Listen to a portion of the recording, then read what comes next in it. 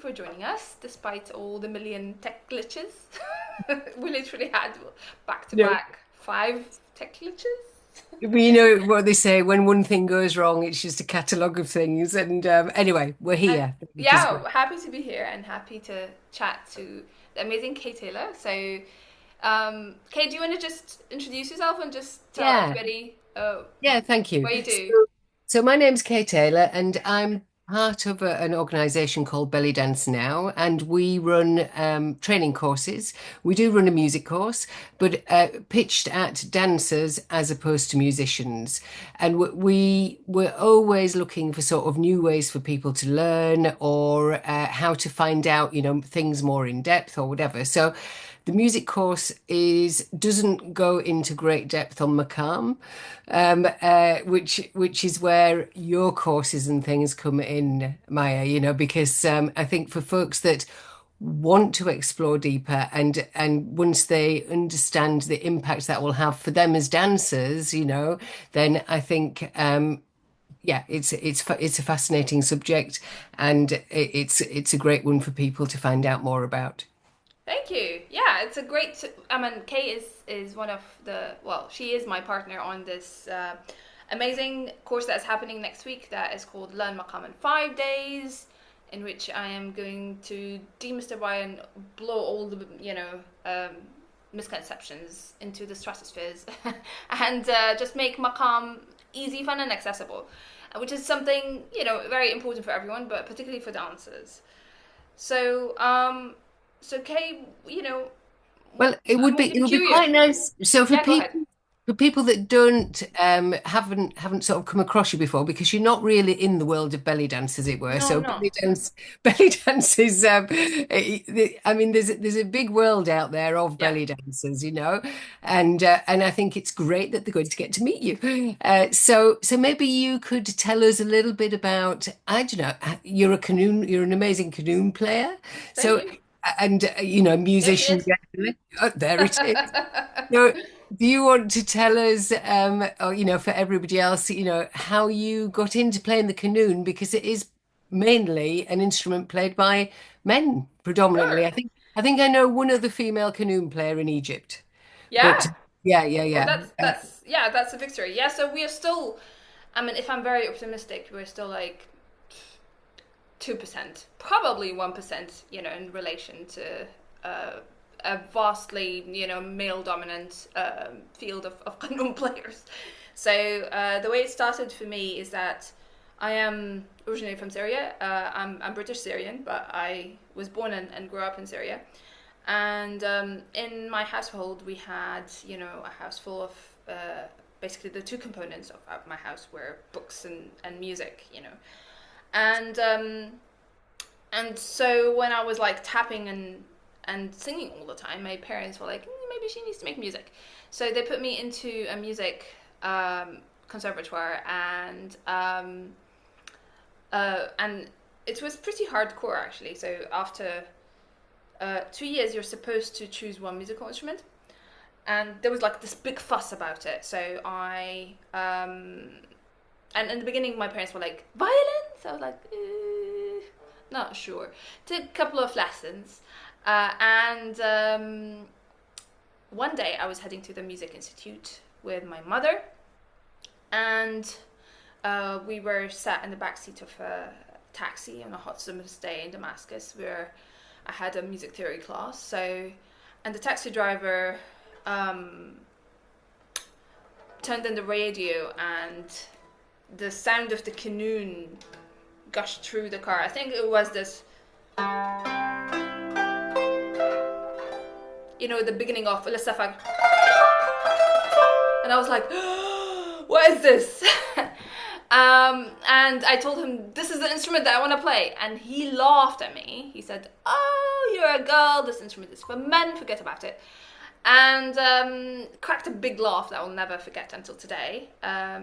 But then the very night, the head of the institute walks into our music theory class and to announce, a canoeing class. So my little 8-year-old me ran signed up in front of my mother, who was completely astonished. And then I had, one of these 5 times my size sitting waiting for me on the kitchen table after school, and has been my friend ever since. So yeah, this is how it all started. Because it is the most complicated instrument in the orchestra, isn't it? Well, it has a bad reputation. I'm afraid that's the I case. didn't necessarily mean that as a bad thing. I mean, because it has so much range because of is it 74 strings that there are? 78 strings, yeah. I mean, 78, it yeah. looks complex. It looks complex, but it's not really that difficult. But yeah, somebody decided to say this is like the most difficult instrument in the world, and people were like, oh yeah, they adopted that theory, even though it's not really Okay. true. Yeah. Well, to be fair, I couldn't probably play a guitar or anything else either. So, but yeah, so I mean, the qanun is an amazing instrument and it does have a huge range as well. And it is what, I don't know, particularly in in classical music or the classical songs, the qanun gives them so much feeling, I feel. Yeah, I mean, Yeah. of course, I agree. Yeah. I mean, I absolutely. It's very important. It's called Kanun, so it translates as law. So Mhm. which positions it immediately as one of the main instruments in Takht al-Sharqi, which is the traditional ensemble. Um, so yeah, melodically, it's a very very important instrument. And there is a really nice story about it in 1001 Nights that the Abu Nasr al-Farabi, he's a real man. He's the most important musicologist in the history of Arabic music, and he took it to a gathering. He actually was working to improve it, and then he believed it possessed some magical powers. So he took it to a gathering to test it, and he played something very joyful, maybe something like this.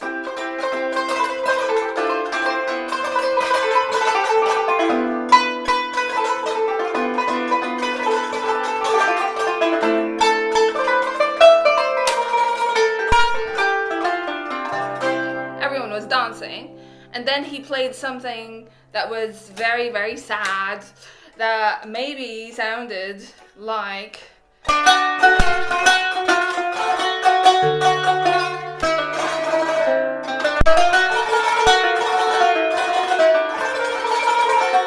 Everyone was crying. And then he played something so mellow and so soothing.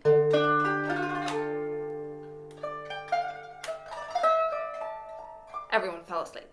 And, he just left completely happy with, his theory being proven to be correct. And I completely agree with him. So it is magical and it's very close to the human emotion. Yeah. So we were talking about earlier, the Maqam and Mm-hmm. how they change the emotion in a piece of music. Yep. Okay, go for it. Yeah. So I just kind of did some of that just now. So of course, Maqam is, for those of you who are not familiar with Maqam, is kind of the alphabet of Arabic music. Yeah. So it's basically the raw material that I use to create all of these melodies that you just heard. Um, and each maqam has its own emotion, but even though so many educators out there say that one maqam will have one fixed emotion, but actually maqamat are like the raw clay which you can shape as a performer, as a composer. So for me, I am both a performer and a composer, and I have been practicing Arabic music for, I don't know, near 37 years. And like, for instance, Maqam Hijaz. So that's Hijaz. It can be really soft.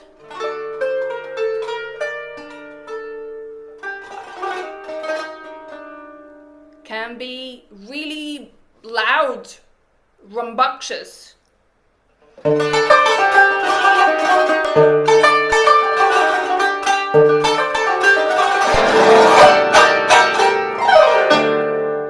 Can be really playful with the right phrasing.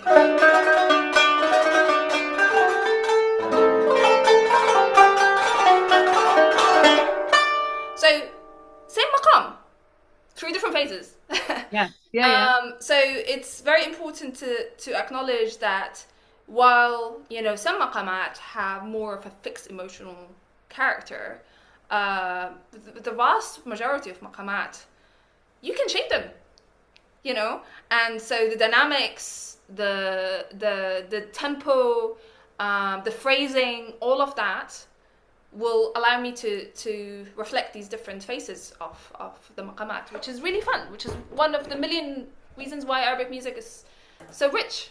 Yeah, definitely. Yeah. And I think from a dancer's perspective, it's that rich range of things that there is in Arabic music, which makes it so for me, it's like it's the music that makes the dance.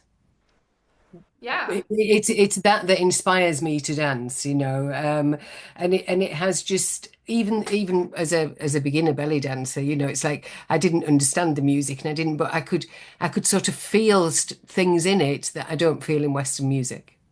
yeah. I mean, you're not the only one, because the vast majority of my students, they actually started with dance, but then they found that what drew them into the dance is the music. So yeah, I heard this story many times, and absolutely, it's just getting that music, understanding what's happening in the music, so you can represent it visually, is everything. Otherwise, in Syria you have this proverb that مثل الأطرش بالزفة. You are like you're deaf whenever they're doing this loud dance when they're bringing the bride in.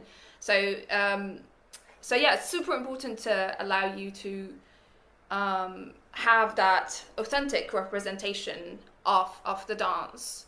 And you don't have to know, you don't have to just get overwhelmed with a million maqamat names, and because Yeah. I know many people go like maqam, run with your life, bye bye.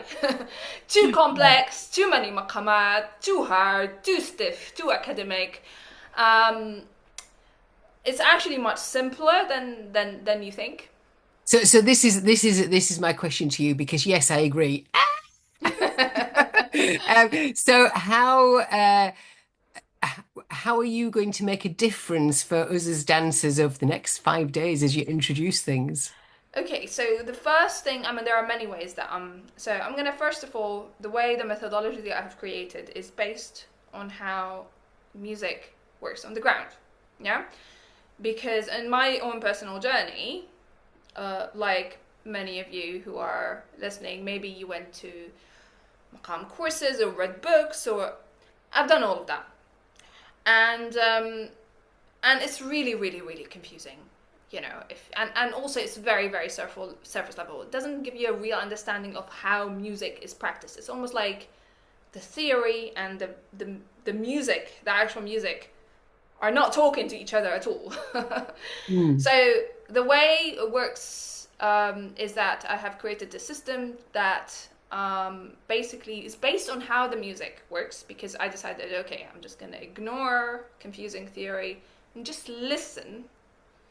And I also noticed that there are patterns in music. So in Arabic music, um, it works like in a sequence of many scales.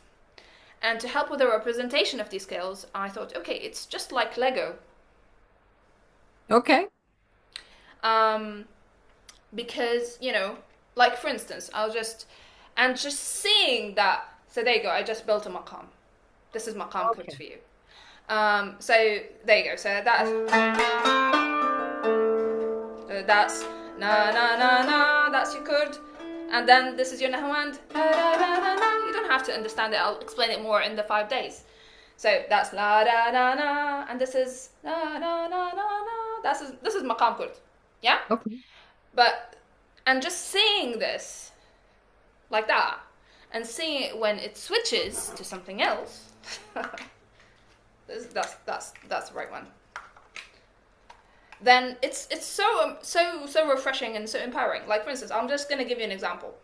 Inta Amri, Hmm. everybody's favorite song. Yeah, Yeah. yeah, and every So dancer knows Enter Omri. That's great. absolutely, I mean it's the ultimate love song. So if we are thinking about the most important moment in the song, It's this is the song where this is the part where she goes da, da, da, na, na, na. We're hovering in the Hawand land. Yeah. Hmm. Na, na, na, na, na, na, na, na, na, ni, na, da, da, da, da, dee, da, da, da, dee, da. So we are between these two. And so if I'm just gonna play it and sing it Yeah. versus singing it, so this is Nahawand. Nahawand. This is the Kurd. This is the one step. It's like a ladder. You're going down. Yeah. Again.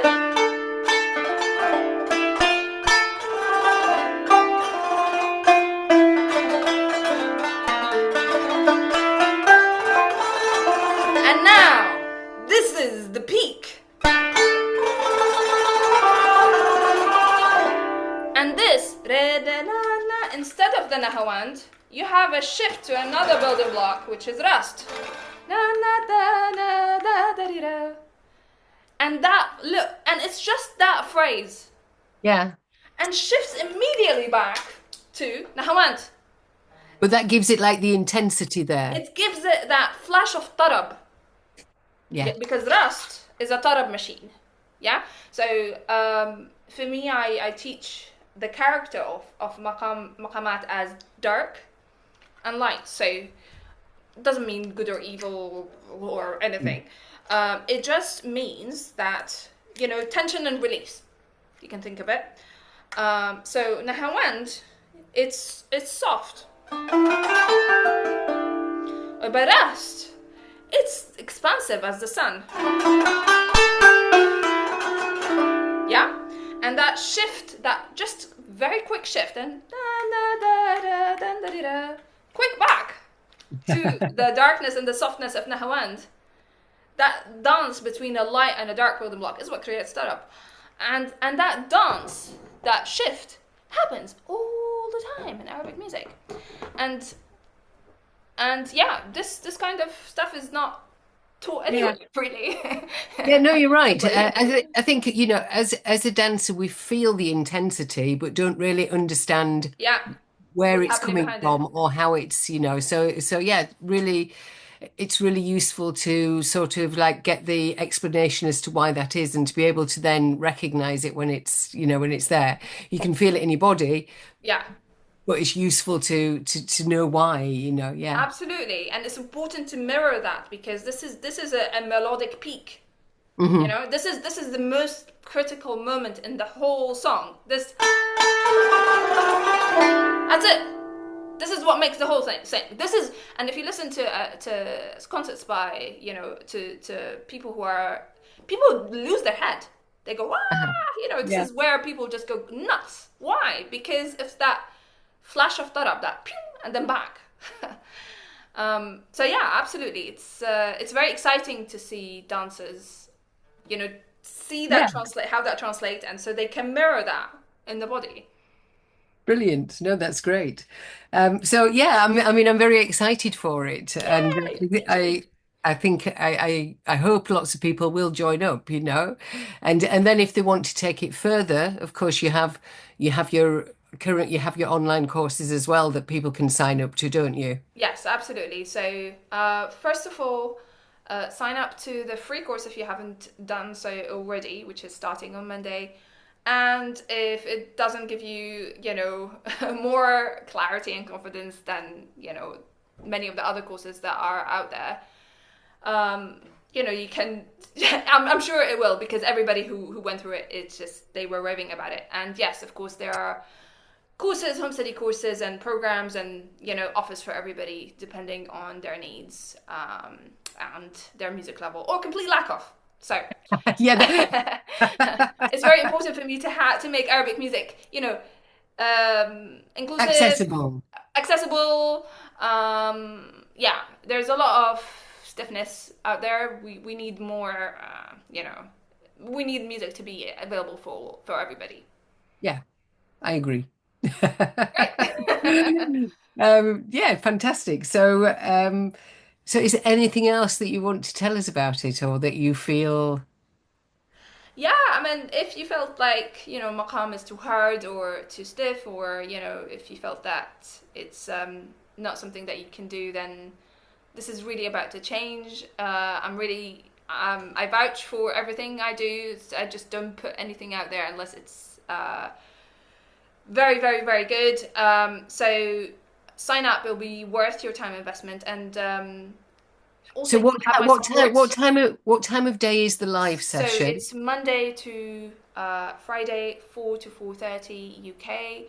There are replays, but I encourage everybody to just show up live, and because also you can ask me questions, and it's really fun whenever there's everybody live in the room.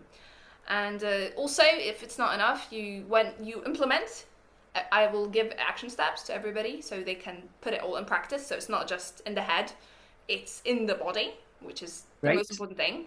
And you can ask me questions throughout the whole week. And also, there are prizes if you complete the action steps for every single day. So it's great all round. You have no excuse not to join, basically. Well, I think that's fantastic, and I'll be there. So, Amazing. Yay. I never look forward mind to if that. anybody else is or not. Fantastic. So yeah, no, I think that's brilliant. So, but it's really nice to meet up with you and for you just to give us an insight into what we can look forward to. Yeah, I thank you so much for your time, and I'm really excited for next week. So, and for everybody, I look forward to seeing you next week. Thank you for joining us. Bye bye. Lots of love. Bye.